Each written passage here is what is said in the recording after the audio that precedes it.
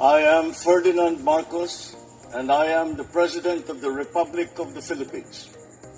I stand today on behalf of 110 million Filipinos. Hi everyone! Hello Universe! It's me again. Shout out sa inyo mga kababayan. Para tayong upload videos updates tungkol dito kay Harry Roque.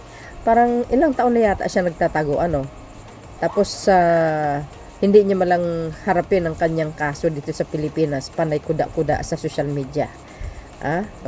Mahigit na isang taon yata, no? Correct me if I'm wrong, guys. So, sa rally po nila, nabigo. Nabigo sila, dahil kung nagtagumpay sila, sigurado absurdo si Harry Roque. Pero ngayon, palagay ko, lalong mabibigo si Harry Roque, guys. Bakit kanyo? Anak ko maraming balita, mga bes. Isa-isa na silang huhulihin talaga. Bakit? Ito. Ayan. Cancellation of Harry Roque's passport, just a matter of time. Senator told. Agay. Sabi dito mga beswa, Manila former Duterte spokesperson Harry Roque may soon lose his Philippine passport because of a qualified trafficking case against him. Senator Sherwin Gatchalian told Senator on Friday. Agay. Nako, paktay ka na Roque. Sabi dito Gatchalian was speaking for the Department of Justice at plenary deliberation at the Senate on the agency's 2026 budget and told colleagues that the cancellation of Roque's passport is just a matter of time. Aba, bilisan nyo. Ayan. DOJ initiates cancellation of Harry Roque passport. Agay. Roque has denied his alleged involvement in human trafficking and abuse at the Lucky South 99 Philippines offshore gaming operation in Porac, Pampanga. But the case against him remains pending since the Angeles City Court handling it has yet to acquire jurisdiction over him and the DOJ is to cancel his passport, Gatchalian said. Aray ko. Sabi pa dito, the DOJ's move is to cancel his passport. Under the new Philippine Passports Act, passport can be cancelled when ordered by a court if the passport holder has been convicted of criminal offense, is fugitive from the justice, or is a suspected agay, terrorist and charged under the Anti-Terrorism Act. Agay. Naku, Roque. Aba, dahil nga may warrant of arrest na siya, ang kailangan na ginawa ay pakansilan po yung kanyang passport para ma-inform po ang Interpol ng red notice. Agay, ito na. At maaresto siya ng Interpol. Roque? Na? Ayan ang sinasabi ko sa iyo kakarmahin ka na. Sayang yung profesyon mo bilang isang attorney. Ayan, sa kakadaldal mo. Kaya pala minamadali mo, Marcos resign Aba, kung kaya mo, hindi nyo nga kaya, nilalangaw yung rally nyo yun. Ito na ngayon, ang balik sa inyo. Since there is a warrant for his arrest, what the DOJ did was to move to cancel his passport and inform the Interpol through a red notice to arrest him. Nako! My goodness, paano po yan? Mga kababayan, anong kapalagay nyo kay Harry Roque? Ayan cancellation of Harry Roque's passports, a matter of time, senators told. Yes. Nako, delikado ka Roque. Yan ang umpisa ng kalbaryo mo. Panay kuda-kuda mo. Alam niyo mga kababayan, kung wala ka naman tinatago, ba't kailangan mo umalis ng bansa? Kailangan mo magtago. Katulad din ni Saldico, kung wala siyang tinatago, hindi niya kailangan ng lumayas Ipaglaban niyo yung sarili niya. Di ba? Ipaglaban niya. Di ba mga kababayan? Hindi halata na masyado yung ginagawa nila. Yan ang sakit nila no? Tulad ni Secretary Bonoan, wala na, umalis na ng bansa. Pero sabi ko nga, time will come. Tingnan nyo. Mapapauwi mga yan. Tandaan nyo yan. Ito yung sabi nga na nagko-comment. Yan, the butanding is next. Mag-TNT na lang kayo dyan. Oo nga Sino kayo mauna mauwi sa kanila? Harry Roque, Humba, o si Sardico? Tingnan natin. Sabi ko sa inyo si PBBM. Talagang ano yan, mga kababayan.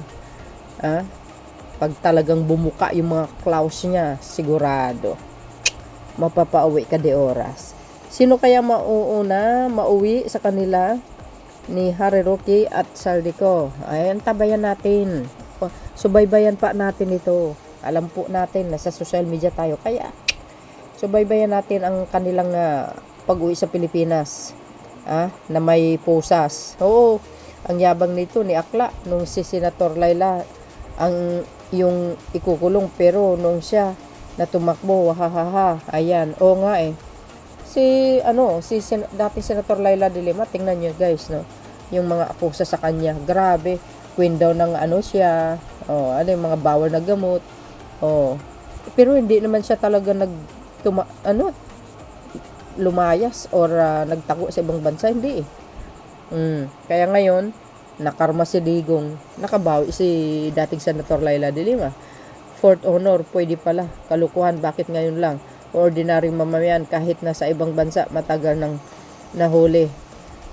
Sa panahon ni Digong yun. Pero sa ngayon, due process tayo. Ito kasi minsan, hindi nakakaintindi yung mga Pilipino Sabi nila, yung ordinaryong mamayan, nahuhuli kagad. Kasi ganito po yun. Pag ordinaryong, na mamamayan ka, naaktuhan ka, gumawa ng kalukuhan, halimbawa, kumitil ka ng buhay, kailangan mo pa bang warrant of arrest? Siyempre hindi na ba, 'di ba? Siyempre hulihin mo na kaagad. Kasi kita mo mismo sa dalawang mata mo na kumitil siya ng buhay, na maril siya. Alam mo kailangan mo pang warrant of arrest? Luluko-luko din pala kayo tapos halimbawa pumunta ka sa department store, kita mo naman na dalawang mata mo nagnakaw. So kailangan mo pa ang warrant of arrest? Of course hindi na. 'Di ba? Marami dalawang klase or ewan ko ilang klase ang yung ganitong klaseng pag-aresto ng tao. Hindi ko alam, hindi naman ako abogado, guys. Pero 'yun lang ang alam ko dahil doon sa sa napanood ko. 'Di ba? Itong mga tao na ito, under investigation nga sila Iniimbestigahan nga kasi kung mapatunayan talaga na may pagkakasala sila, siyempre arestuhin sila. Kasi hindi naman sila naaktuhan na nagnakaw. Hindi mo sila naaktuhan ng dalawang mata mo na nagnakaw. 'Di ba? Kasi ang isang tao pag sinabi mo ito may kasalanan ng human trafficking, hanggang salita ka lang.